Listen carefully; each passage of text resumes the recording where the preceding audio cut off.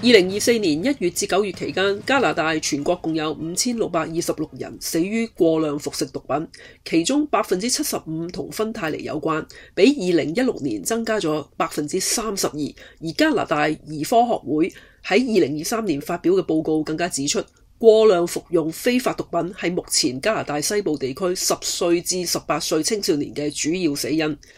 1月30日，一名卑斯省嘅14歲華裔少女因為服食過量芬太尼而喪生，而死者嘅母親更加指責有關部門喺處理少女戒毒嘅事上面冇讓父母參與介入，因而釀成悲劇。事件令人再一次思考加拿大嘅毒品政策。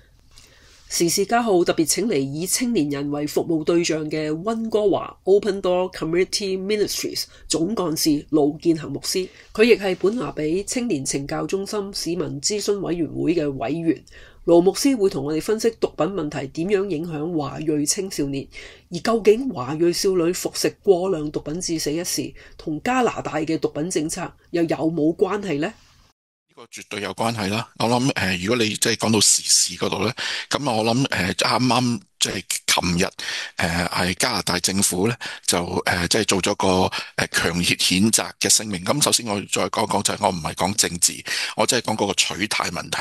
咁就係個取態問題咧，就係即係有某個國家佢處決咗加拿大4個公民係呢一個。咁但係好明顯地咧，佢就講到因為針對就係毒品問題，睇到一件事咧，就係喺現時嘅政府咧，佢哋對毒品政策咧就係覺得咧毒品係一個問題，但係唔係一個好嚴重嘅問題。咁甚至你發覺佢哋用嘅字眼咧，成日都改變。譬如舉個例，佢頭先即係而家以前咧就係叫做就係毒品啦。咁而家咧就係咪叫非處方性，就係 non-prescriptive drug， 即係藥品。咁跟住咧就有好多唔同嘅類型嘅名稱，佢似乎係想淡化咗嗰個毒害嘅問題。咁甚至咧就好多時咧就話我哋唔好叫嗰啲咧就叫癮君子，即係中文就癮君子啦。咁我就叫 drug user， 即係我哋就毒嘅叫藥品使用者。我哋想盡量淡化，咁呢個呢，我覺得有兩方面睇嘅。咁當然一方面，我哋加拿大就係個唔好叫做stigmatize，就係我哋唔好成日咧就係標籤咗某一隊人嘅人。但係同一時間呢，其實亦都反映到就係個政策上邊係想俾你睇到就係呢個唔係一個問題嚟嘅。咁呢個我覺得呢，就係我哋成日可能華裔社區呢，咁唔單止係基督徒社區，華裔社區甚至係其他族裔呢，我哋對加拿大呢一個嘅毒品政策係一個最大嘅一個質疑嘅地方，就係你係淡化緊個毒品嘅壞處。所講我係針對翻即係嗰個不幸嘅14歲細路女，佢去嗰個，佢其實嗰個位咧，其實我覺得係一個非常之即係政府一個好吊詭嘅地方。咁樣就係14歲，其實如果大家知道14歲真係一個細路女嚟嘅，佢根本連投票嘅情況都唔得，佢好多嘅嘢佢都唔可以做。但係點解佢可以政府就話佢有權去決定自己有冇去戒毒呢？嗱，我呢啲點呢？我覺得就係有矛盾喺當中。佢將家長嗰個角色淡化咗，然後就係覺得佢有權咁樣叫 mature consent， 咁咧就要即係就係佢有成熟嘅主意，佢自己可以代替佢自己代表父母，或者甚至去為自己去爭取啲嘢。但係其實嗰個年紀好細，14歲，即係連將來佢要做啲咩佢都唔知，究竟毒品嘅禍害係去到邊度佢都唔知。但係政府咧就用呢啲嘅字眼去俾我哋睇到，原來呢啲係冇問題嘅，冇問題嘅，佢得嘅。咁但係其實喺明顯睇到我哋嗰個政府，無論邊一級政府，佢對毒品嗰個政策上邊係有好多即係甩漏啊！即係其實加拿大政府去到呢個位置嘅時候，3級政府其實要負一個好大嘅責任，就係因為佢將佢淡化。細路仔見到呢啲淡化嘅問題嘅時候呢，佢就會去覺得唔係一個問題啫。政府都話合法咯，點解你會覺得？尤其是我哋父母嗰時同啲細路仔，即係如果唔由細路大，我哋唔話俾你聽，毒品係一個問題嘅時候，細路仔咪同你講呢個唔係一個問題嚟噶，合法咗噶啦，冇問題噶，就係咁樣。所以點解到今日48%嘅細路仔喺12班之前，即係佢哋都係曾經吸食過毒品。唔少華人家庭認為青少年吸毒問題同自己無關，你點樣睇呢？一嚟可能父母太天真，一嚟咧就係佢成日覺得呢啲不幸嘅事唔會發生喺我身上邊。我可以做一個好大膽嘅同大家講，聽眾朋友，容許我用咗20幾年經驗去話俾你聽一件事，就係我哋華裔吸毒人數同主流社會其實唔係好大分別嘅啫，大家都係48%，甚至可能更高。咁甚至好多呢就係細路仔佢吸毒嘅時候，佢可能比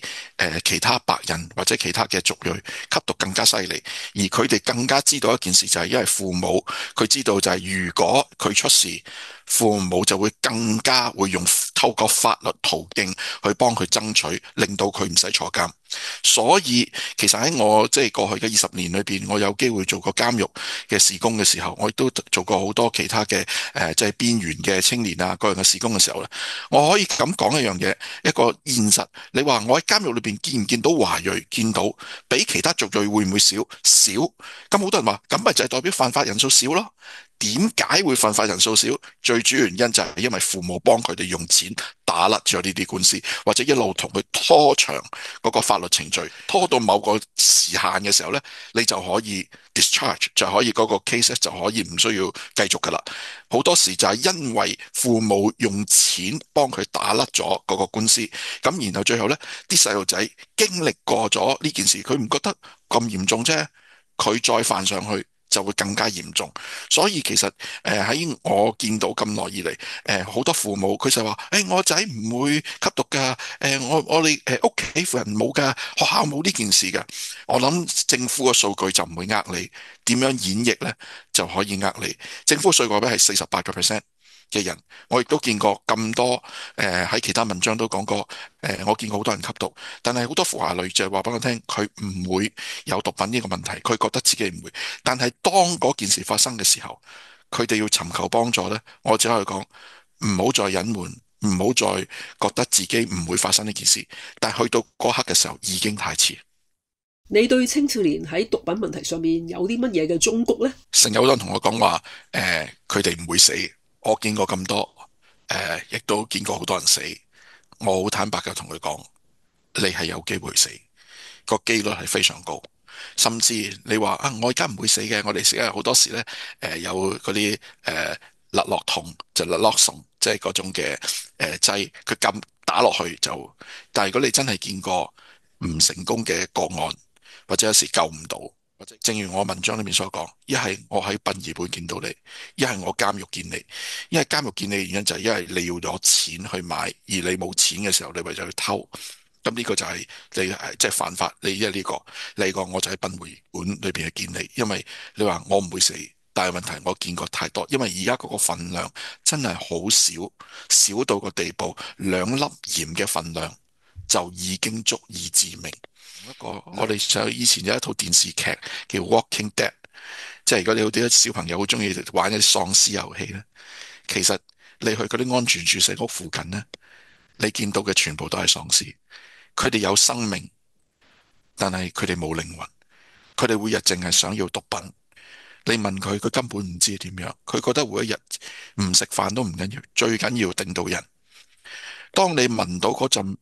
即係打針嗰啲毒品打針之後，或者佢哋吸食毒品嗰個樣，或者嗰種屍臭味，因為佢打佢落佢身體嘅時候，嗰啲針筒打落去係發臭，而且佢不斷咁樣去打嗰啲位嘅時候呢，嗰啲爛肉嗰種嘅屍臭味係好難忘嘅。咁我都未講其他身體可能出現嘅問題，我淨係講外觀，尤其是年青人，你好着重外觀，你樣嘢都希望執到好正嘅時候。容許咁講，當你吸咗毒，你個外觀已經唔再重要啦，因為頂癮更加重要嘅時候，你仲係咪一個人，定係你好似你玩嘅喪屍遊戲咁樣，你只係一個喪屍咧？青少年可以點樣去拒絕第一口嘅毒品呢？我明白朋輩俾人撳住咗成班朋友喺度，你唔食好臭啊，你好瘀啊，這樣嘢。但我諗年青人你要學識 say no。你可以，你發覺年青人，你好多嘢都可以 say no。你可以唔做功課，你可以唔聽父母話。點解朋友叫你食毒品，你就一定要 say yes？第二樣嘢咧，我相信年青人你都需要有啲正面嘅朋友，誒、俾得毒品俾你，唔好當佢係個好朋友。你話唔會嘅，我好大嘅能力去抗拒毒品嗰個有害，或者甚至我食咗一啖，跟住我唔會上癮。我想要再講一次，而家嘅毒品呢已經同以前嘅毒品最大分別就係，而家毒品唔係種出嚟，係合成。合成嘅意思就係話用化學嘅方法做出嚟。如果用化學方法做出嚟嘅時候呢，佢對我哋嘅腦嘅影響係非常之厲害。所以去到咁樣嘅時候呢，你話食一次唔會令到我哋上癮，呢一個係一個天方大話。以前可能係得嘅，毒品可能得，而家嗰啲呢係基本上因為佢已經直情食咗一次，佢對你嘅腦做出佢非常嚴重嘅破壞嘅時候，你根本已經唔記得咗嗰種係毒品，所以你會食第二次、第三次、第四次，甚至以後你會繼續食。你對家長又有啲乜嘢嘅建議呢？即係要關心仔女，呢個係最重要。我諗之後頭先我哋講話幫佢戒毒啊嗰啲，其實嗰啲係後話，嗰啲係發生咗事之前。其實我哋做父母，我明白嚟到加拿大生活難嘅，我亦都明白嚟到加拿大，我哋文化上我有差異嘅。細路同你講英文，你同佢講中文，大家好似雞同鴨講咁樣，大家講唔到。但係我哋父母係有個責任去了解小朋友，由細到大，你能夠去多啲了解佢嘅時候，佢唔會覺得你係佢對敵人，或者你覺得大家有代溝嘅時候呢，你第時幫助佢係遇到逆境，佢都會尋求你嘅幫助。呢個第一個，我覺得父母我哋好需要，好需要去做。第二樣嘢就係除咗多啲接觸之外呢，咁我哋當然由細到大，我哋就要話俾佢聽，真係毒品嘅禍害係啲乜嘢。咁毒品嘅禍害，咁當然唔好就係話，好多人就話俾，我哋華裔啊，我哋就唔會吸毒嘅，或者我哋就毒品呢啲係衰嘅，我諗唔好淨係講嗰個，即係嗰個現實，而係我要講埋點解你有個原因，你呢樣係衰嘅，咁但係你又講唔到，即係我諗呢樣嘢就係令到好多細路仔就係你俾唔到原因俾我，我做乜嘢要聽你講咧？呢個第一，咁父母係要做多啲即係功課嘅，我哋要了解多啲。第三，如果真係小朋友佢哋真係去咗有毒品嘅問題嘅時候，唔好避忌，真係去尋求幫助，真係去揾醫生啦，去揾啲專業戒毒人士啦，去幫你啦。喺多倫多有即係我都有機會去接觸過神曦會啦。咁呢啲嘅華裔嘅組織，其實唔止一個，係有幾個。請你揾嗰啲嘅組織去當中去幫助，去尋求，去離開毒癮。第四點，我相信好多時我見到太多父母成日都講話，我仔吸毒㗎，佢點可以佢冇錢就會偷㗎啦，偷就會俾人坐監，坐監佢就成世㗎啦。容許我作為監獄委員，我可以咁講，我寧願我小朋友俾人拉坐監，我都唔想佢吸毒。原因就係坐監嘅時候佢冇機會吸食毒品，因為係唔會有毒品係掂到佢。你俾錢佢去買毒品，寧願避免佢偷嘢，呢個反而係害死咗佢。我見唔少嘅父母覺得我唔想我仔坐監，所以我寧願俾錢俾佢。而我見嘅大部分死因都係啲小朋友攞咗父母嘅錢，攞去買非法藥品，然後死咗。係你導致你嘅小朋友死亡，係因為你俾錢佢買毒品。請你唔好俾錢。寧願拉咗個小朋友，我哋喺監獄救翻佢。最記得一樣嘢，當個仔吸毒吸到某一個地步嘅時候呢，佢已經連正常嘅人嘅智商都冇埋。我已經處理緊好多個例子，好多點樣先至可以徹底戒毒呢？時咧吸毒嘅人呢，你係因為佢一直以嚟就係佢依賴咗毒品去幫佢解決佢一啲嘅問題。如果佢喺個吸毒係個毒品令到佢有個問題喺度，佢要解決，佢要依賴咗毒品嘅時候，跟住當你要佢戒毒，咁當然你係攞走咗個毒品啦。咁但係你攞走佢嘅係身體上攞走咗個毒品，但係你係冇解決到佢個心靈上面點解嗰種依賴。咁而嗰種攞走個心靈依賴嘅時候，你就要塞翻一樣嘢俾佢哋。咁而呢一個位就好多時信仰就係俾佢睇到一個好重要嘅嘢，就係我有啲嘢俾你，以前你靠嘅係毒品，而家喺呢一刻，我想你學習一樣嘢就係唔係再靠毒品，而係你要靠其他嘢幫你離開咗嗰個依賴性，而當中信仰就係幫你離開嗰個最重要嗰樣嘢，令到佢能夠陪你一齊走落去以後人生嘅道路。